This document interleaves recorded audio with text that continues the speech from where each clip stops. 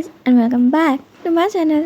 इससे पहले के पार्ट में हम लोगों ने देखा था कि वेओशियन के पेरेंट्स की सोच वही को समझा रही थी कि यहाँ पे ना ही उसे अपनी लाइफ ख़त्म करनी चाहिए और ना ही इतनी जल्दी हार मारनी चाहिए। एक हाँ कर देता है कि वो यहाँ पे ना ही अपने आप को हर्ट करेगा ना ही किसी और को। यहाँ पे वही अब सबकी और देखता है। यहाँ पे वो अपनी एक तरफ मदर की सोल की तरफ देखता है। वो यहाँ पे उन्हें इशारा करती है। वही यहाँ पे मैडम से माफ़ी मांगता है कि अगर वो यहाँ पे नहीं होता तो उनकी लाइफ में इतने ट्रबल नहीं होते। वही कहता है कि पर मैं ये नहीं जानता था कि मेरे होने से आपके लाइफ में इतने ज़्यादा प्रॉब्लम्स आ सकती हैं। जब भी यहाँ पे अंकल हमारे घर आते थे वो हमेशा आपकी तारीफ़ करते थे।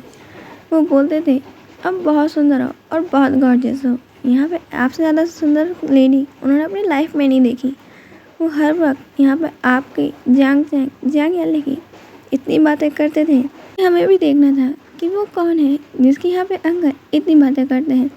मदर ने कई बार कहा था कि गगा आप यहाँ पे मेरी सिस्टर इन लॉ को भी लेकर आया करिए और आपकी पूरी फैमिली को भी। और अंकल यहाँ पे वो कभी आ ही नहीं। वही अब खामोश हो जाता है। वही की मदर की सोल अब यह कहती है सिस्टर इन लॉ मैं यहाँ पे आपसे हमेशा से मिलना चाहती थी पर ये कभी नहीं सोचा था कि आपसे ऐसी मुलाकात होगी। जब भी यहाँ पे गगा आते थे आपकी बहुत तारीफ़ करा करते थे। हम सबका बहुत मन करता था आपको देखने का बट कभी ऐसा मौका ही नहीं मिला और जब मिल रहा है तो मैं आपके गले भी नहीं लग सकती। मैं ये नहीं जानती थी कि मैं और मेरा बेटा आपके लिए इतने ज़्यादा ट्रबलसम बन जाएंगे। हम लोग तो यहाँ पे ऐसा कुछ चाहते भी नहीं थे और मैंने ही मेरे यहाँ के सभी सोल्जर्स को कहा था और कमांडर को ऑर्डर दिया था कि हमें अगर कुछ हो जाता है तो वो वहीं को आपकी फैमिली में सेंड कर दे ताकि वहीं को अपनी मदर का प्यार हमेशा मिलता रहे। मेरे नहीं तो कम से कम वो आपके चेहरे में आपके प्यार में ही वो अपनी मदर को ढूंढे। वो इमोशनलेस ना बन जाए ना ही वो कोई ऐसा पर्सन बन जाए जो लोगों से नफरत करता है या उसके दिमाग में ये चलता है कोई इससे प्यार नहीं करता।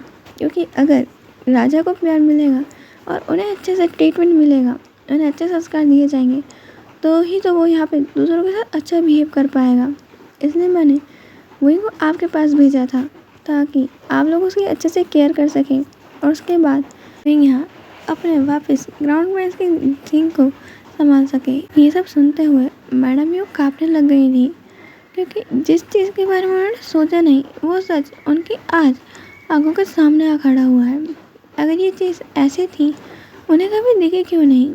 यहाँ पे वो घुटनों के बल आ जाती हैं और वो बस यहाँ पे वही की मदर के सोल की तरफ देख रही थी। वो कहती है हम सबको माफ़ कीजिएगा अब से यहाँ पे वही आपको परेशान नहीं करेगा। मैडम यूँ यहाँ पे कुछ हिचकिचाते हुए कह ही रही थी उतने में यहाँ पे वही की मदर की सोल गायब होने लगती है और जैंग फैमिया जो वहीं खड़े हुए थे उनकी आंखों से भी आंसू बह जाते हैं। वहीं की मदर की सोल कहती है थैंक्स गगा आपने वहीं का इतना ख्याल रखा पर अब मैं नहीं चाहती कि मेरा बेटा या फिर मैं आप लोगों के ऊपर और ट्रबल क्रिएट करे। इसलिए वही यहाँ पे अपनी क्राउन प्रिंस की जॉब आज से ही संभाल लेगा। वहीं में यहाँ पे सर हिलाता है। मैडम यू रोते हुए यहाँ पे अब वहीं की मदर की तरफ देखते हुए उन्हें सॉरी कह दी है। ये उन्होंने कभी नहीं लगा था कि ये सब कुछ ऐसा होगा। उन्होंने बिना जाने विंग को इतना हर्ट किया और वही जिसने कुछ कहा भी नहीं वही कहता है मैं तो बस आपको परेशान नहीं करना चाहता था। मैं तो बस एक ऐसा पर्सन बनना चाहता था जो किसी की लाइफ में इंटरफेयर करे बिना आपका प्यार पा सकूं। यहाँ पे जांग फैमिली अंकल हमेशा कहते थे आप बहुत प्यार करती हैं जांग याली और जांग चैंग से तो मुझे लगा आप मुझसे भी वैसे ही प्यार करती रहेंगी बट मैं कभी भी आपके प्यार पाने लायक बन ही नहीं सका। यहाँ पे वही ये कह के चुप हो जाता है और मैडम यू को और भी बुरा लगता है कि बच्चा तो सिर्फ उनसे माँ की तरफ प्यार चाहता था और ये सब कुछ ना सोच के उन्होंने पता नहीं क्या क्या सोच लिया। वो यहाँ पे रोने लग गई थी और अब सबसे माफ़ी मांग रही थी। यहाँ पे अब मैडम यू की बात सुन के वही की मदर वही की तरफ इशारा करती है और वही भी कहता है आप में से किसी को माफ़ी मांगने की ज़रूरत नहीं है मैं पहले ही आप सबको माफ़ कर चुका हूँ। यहाँ पे अब वहीं की मदर की सोल की तरफ देखते हुए भी मैडम यू माफ़ी मांगती है। वहीं की मदर कहती है, यहाँ पे सिस्टर इन लॉ आपको माफ़ी मांगने की ज़रूरत नहीं है। वैसे भी आप मुझसे बड़ी हैं और शायद कोई गलती मुझ में ही होगी जो आपको ऐसी गलतफहमी हो गई। ये कहते हुए अब उनकी सोल धीरे धीरे वहाँ से डिसअपियर हो जाती है। ये कहते हुए वहीं की मदर की सोल वहाँ से डिसअपियर हो गई थी। और यहाँ पे वही जैक मामा के पास जाकर कहता है, अंकल मैं यहाँ पे अब जा रहा हूँ। आप लोगों ने मेरा इतना ख्याल रखा उसके लिए थैंक यू। और यहाँ पे अब वही जाने लगता है। मैडम यू फिर से विंग को कहती है, वही मुझे माफ़ कर देना। विंग कहता है, आंटी मैंने पहले ही आपको माफ़ कर दिया है, आपको मुझसे माफ़ी मांगने की अब कोई ज़रूरत नहीं है। यहाँ पे वही अब वैन फैमिली के पास जाता है और वैनचिंग से कहता है, सीजे क्या आप मेरे साथ चलेंगी? मैं वहाँ पे अकेला नहीं रहना चाहता। आप ग्रैंड माँ वैनिंग एंड और मैं, क्या हम सब लोग वहाँ साथ रह सकते हैं? आप जो चाहें वो कर सकती हैं। वहाँ पे आपको पूरी फ्रीडम दी जाएगी और मैं प्रॉमिस करता हूँ मेरे कारण आपको वहाँ पे कोई भी प्रॉब्लम नहीं फेस करनी पड़ेगी। यहाँ पे विंग की टेयरी आइज और उसको इस तरीके से बोलते देख के वैनसिंग कहती है, ऑफ कोर्स विंग, यहाँ पे तुम्हारी सिस्टर तुम्हें कभी मना नहीं करेगी। और ये कहते हुए यहाँ पे विंग के हेड पे पैट करने लगती है और विंग के बालों को सहलाने लगती है। यहाँ पे धनवाग जी अब ये सब सुन रहा था कि विंग उसे दूर जाने वाला है। ये बात सुन सुन के ही उसे डर लग रहा था। और वो यहाँ पे अब सही सिचुएशन क्या होती है और सही प्रपोजल क्या होता है इस बारे में बिल्कुल नहीं सोचना चाहता है। कि यहाँ पे जल्दी से वांगची जाता है और विंग को अब खींच के अपने तरफ मोड़ता है।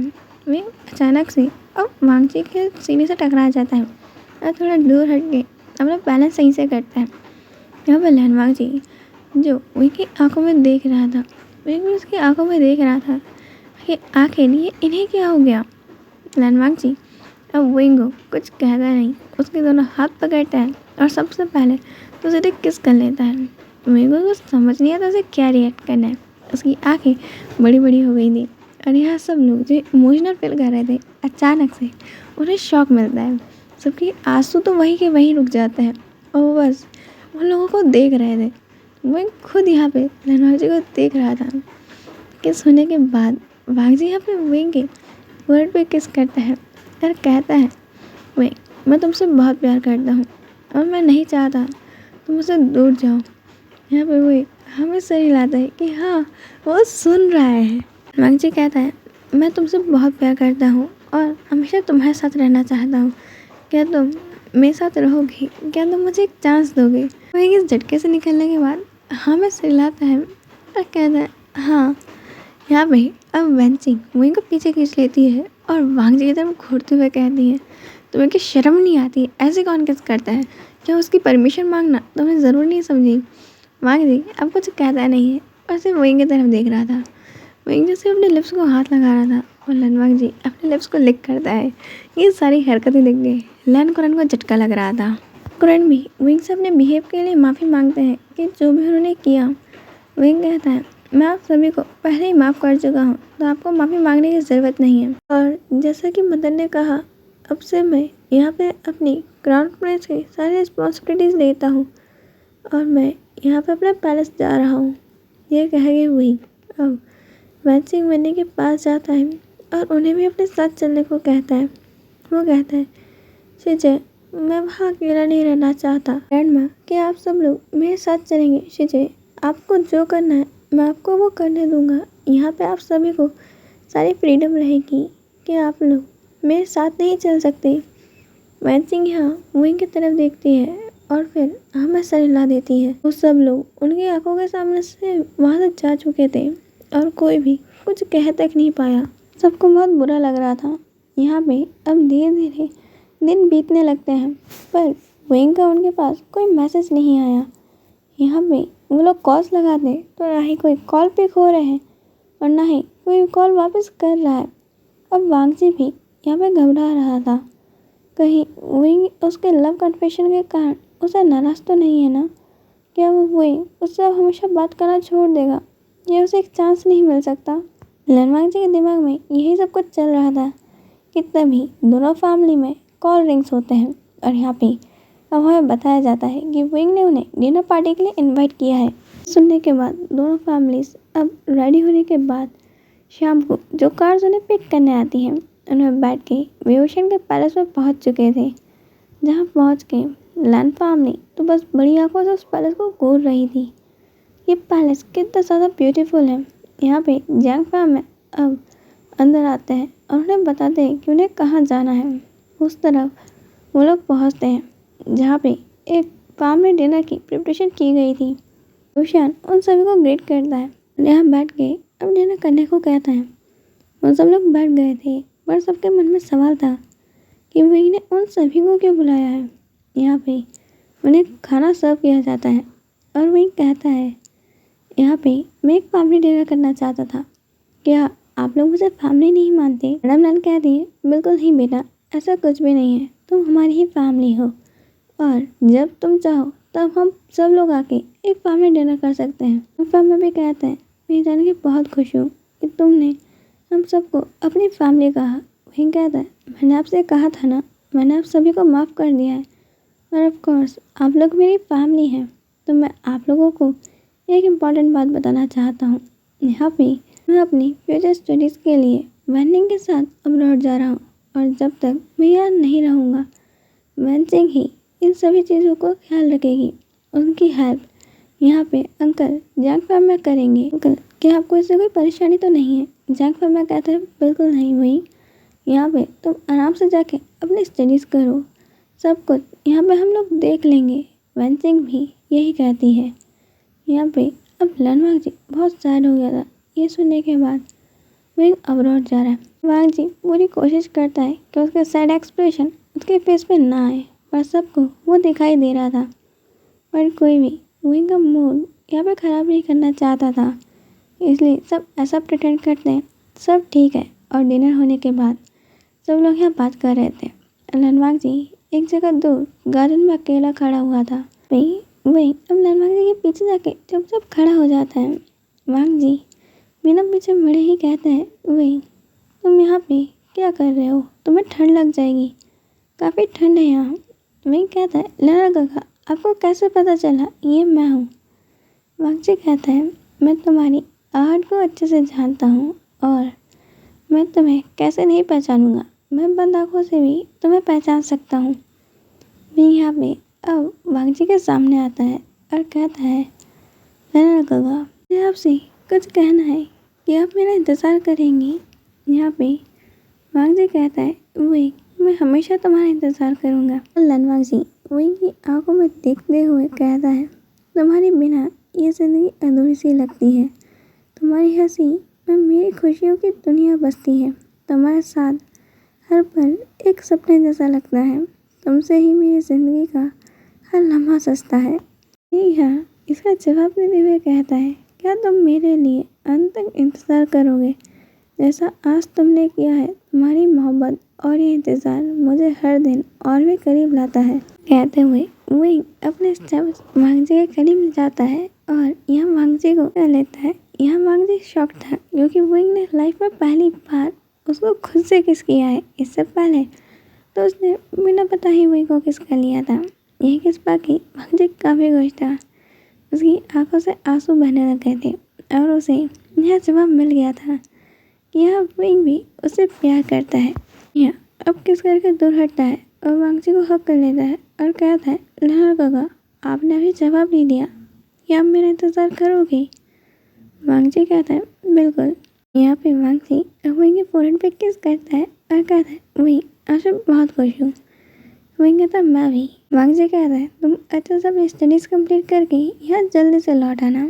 हमें सही लगता है। वांग जी और विंग ये पूरी रात सिर्फ बातें करने में बिता देते हैं। नेक्स्ट मॉर्निंग विंग अब यहाँ से जा रहा था।